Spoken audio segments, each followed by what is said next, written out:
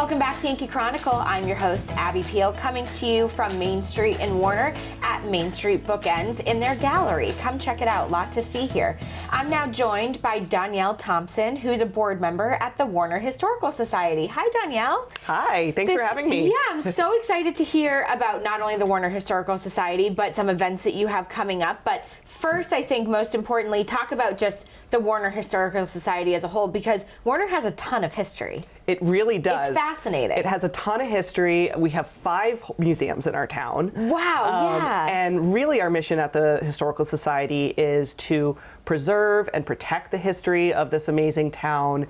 It's to, drive interest and awareness of the history, to educate people and to really make sure that it stays around for the next 100, 200, 300 years. Forever. And the longevity here, I mean, we've talked to Catherine Evans about the Warner Fall Foliage Festival. That's coming up on 76 years. I mean, that's insane that something for so many years has been part of a community, and it just goes back to talk about the history of Warner. It's incredible. Why are you part of the Warner Historical Society? What made you join the board? See, I joined the board last year, soon after I moved to town. Okay. My husband and I moved to town because we kind of just fell in love with the area, with the small town. We went to view the property, and people were waving as they drove by. No one knew us, but it was that type of community. It is. And I just wanted to be a part of it. I love it. And then how fitting to join the Warner Historical Society. Exactly. I love it. No, Warner is one of the most friendly towns, and everybody has such history here, speaking of history, but their family has history here, and it really is such a great place to be. I've never lived in Warner, but have spent a lot of time here, so fantastic. Talking about the Warner Historical Society, when someone goes, what can they expect from their visit? Well, we work in a lot of different ways. So we have a museum, the Upton Chandler House, which we're actually launching a new exhibit this summer. Oh, exciting. It's going to be all about the Davisville area. Oh, good. So we're really excited about that. Definitely check it out this summer. We also have a whole calendar of events planned for this year, more than almost ever before. We have our Torrey Hill Author Series, which we run each summer, where we'll have author talks, potentially even some workshops.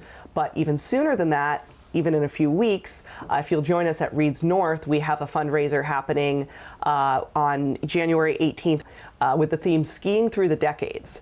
Because actually Warner is pretty historic for a lot of reasons, but did you know that it's actually the site of America's first ski train? No. Because, back in 1931, the first ever ski train came up from Boston to Warner.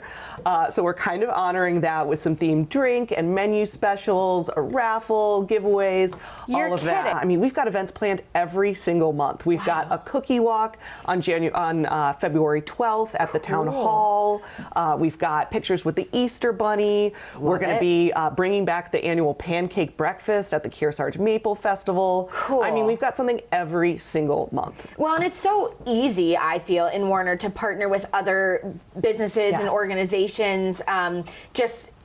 Coming into Main Street Bookends and getting a book off the shelf that you can use for some exhibit. I mean, that's the benefit of being part of this community, really on Main Street in Warner too, that there's so much to just kind of fall into and collaborate together. Oh, there really is. And I mean, with the 5 museums, there's so much we can do. There's so many farms and local artists, and there's just so much. And we really will be partnering with a lot of them this year to do a lot of fun stuff. Amazing. Yeah. I'm sure, only being the start of January, there's a lot of the year left, so I'm sure there'll be a lot of stuff that pops up throughout the year that you'll want to make sure the public's aware of. What's the best way that people can find out more information? Yeah, follow us on Facebook. Great. That is we post kind of up to the day updates there. Great. I believe it's just the Warner Historical Society. Great. You can also find us online. Yep. Or on the Warner Town page. Great. But really, probably Facebook is the best way to find out and become a member. It's just about, it starts at $20. Become a member, become a part of your community. It helps to upkeep historical buildings, to upkeep traditions, to reinvest, to educate, and really to keep this wonderful town of Warner happening. Amazing. And you're a perfect person for it because you came here and here you are, loving Warner. So yeah, I don't want to be anywhere else. Fantastic. Well, Danielle Thompson, board member of the Warner Historical Society, great to meet you, and thanks for all the information. Thanks so much for having me. I'd like to thank Catherine and Neil Nevins for hosting us this week. They want to provide the community with a friendly local bookstore that meets all your reading needs and also reflects the amazing talent of our local writers and artists.